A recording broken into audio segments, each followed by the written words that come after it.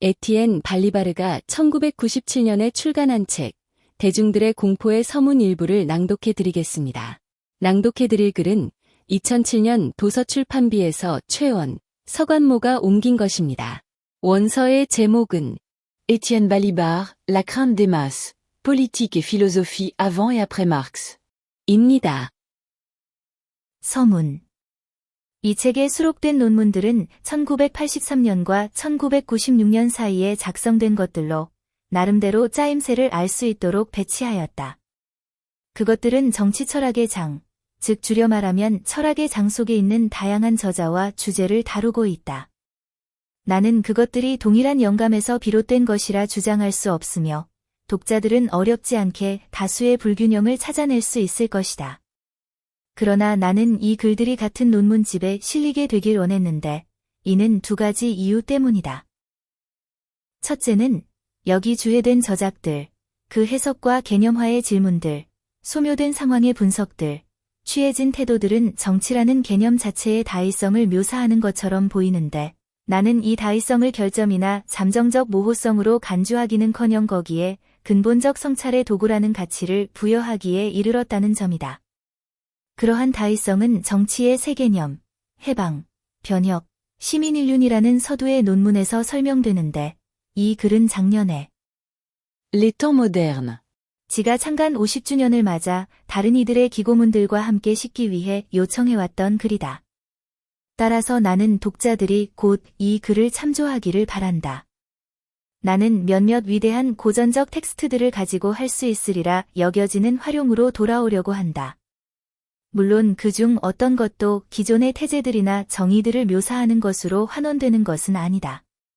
피이테에 관해 내가 쓴 것처럼 철학적 텍스트는 철학적 텍스트를 초과하지만 또한 철학적 텍스트 밖에서는 그만큼 구속력 있는 정식화를 발견하지 못하는 모순들을 극단으로 끌고 간다는 것이 사실이라면 중요한 것은 오히려 개념들의 정의에 접근하기 위해 기존의 태제들이나 정의들을 작동시키는 것이리라.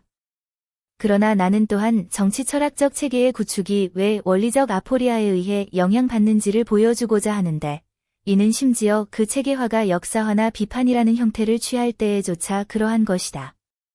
따라서 그것은 주체, 동일성, 시민권, 다중, 경계, 공동체 따위의 가장 오래된 의미사슬들과 가장 즉각적인 긴급사들의 정세 속에서 가공되는 매번 독특한 교차인데 내가 보기에 이 교차는 이론적 사고와 그것의 무한한 재활성화의 대상 바로 그것임이 틀림없다. 두 번째 이유는 막스의 작업이 제기하는 독해와 적용의 문제들에 대한 검토와 관련하여 여기 제출된 연구들이 스스로를 배치하는 방식과 관계가 있다.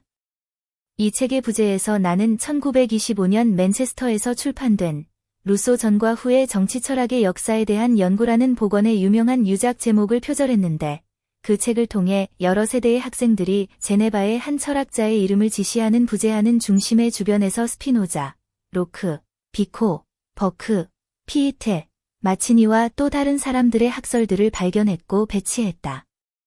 그런데 1세대 막스주의자들이 인간 불평등 기원론 1754, 이나 사회계약론 1762에 대해 가졌던 거리를 우리는 오늘 1847년에 작성된 공산당선언이나 1867년에 제1권이 출판된 자본이나 반뒤링 1878에 대해 가지고 있음을 발견한다.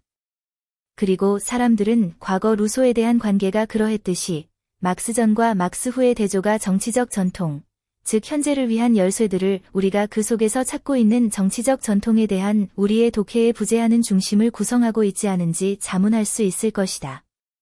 더욱이 내가 나중에 정치의 자율성이라고 부르게 될 것의 모범인 루소의 사고와 정치의 타율성의 가장 위대한 대표자인 막스의 사고 사이에는 이러한 표절 시도를 고무할 수 있을 만큼 관점의 연속성 및 전도가 존재한다. 그러나 여기에서는 중심이 막스주의에서의 이데올로기의 동요에 대한 나의 1983년 연구에 의해 현시되거나 더 정확히 말해서 재현되며 복원이 마련했던 빈자리라는 우아하고도 매혹적인 상황 속에 놓아두어지지 않는다. 사실 내가 이 성찰들을 다듬어내기 시작했던 것은 막스의 텍스트들에 대한 비판적인 연구를 통해서였다. 이 책의 이데올로기의 동요라는 제목을 지닌 가운데 부분의 본체는 4편의 논문으로 구성되어 있는데 마지막 논문은 아직 발표된 적이 없는 것이다.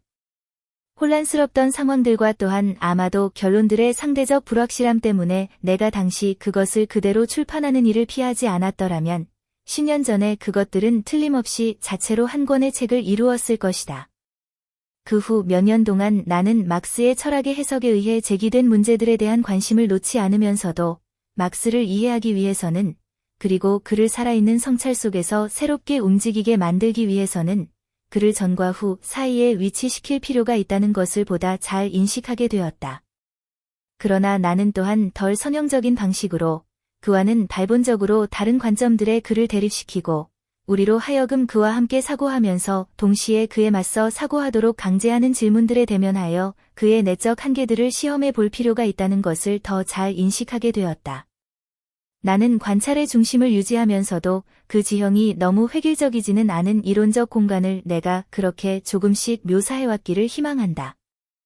이 책의 전체 제목으로 나는 본래 스피노자에게 있어서 형이상학과 정치의 관계들에 대한 나의 연구, 스피노자, 바노엘, 대중들의 공포의 부재였던 표현을 사용했는데 대중들의 공포는 이 조사의 출발점을 이루었던 것이다.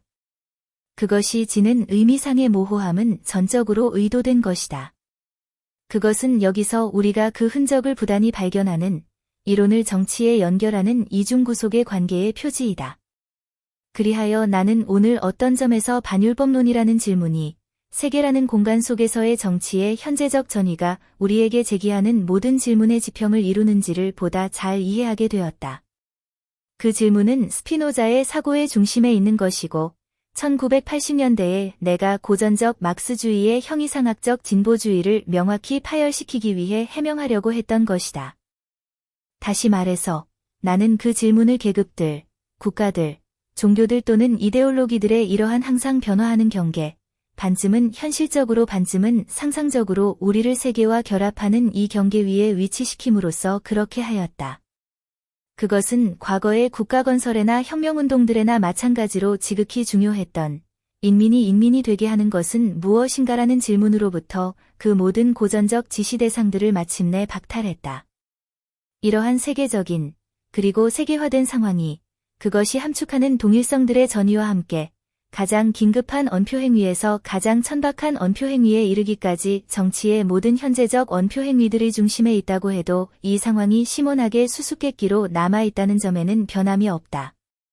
이 상황은 폭력이라는 조건의 일반화를 알리는. 여기까지 낭독해 드리겠습니다. 정말 좋은 책이라고 생각이 듭니다. 관심 있으신 분은 꼭 구입해서 읽어보시길 추천해 드립니다.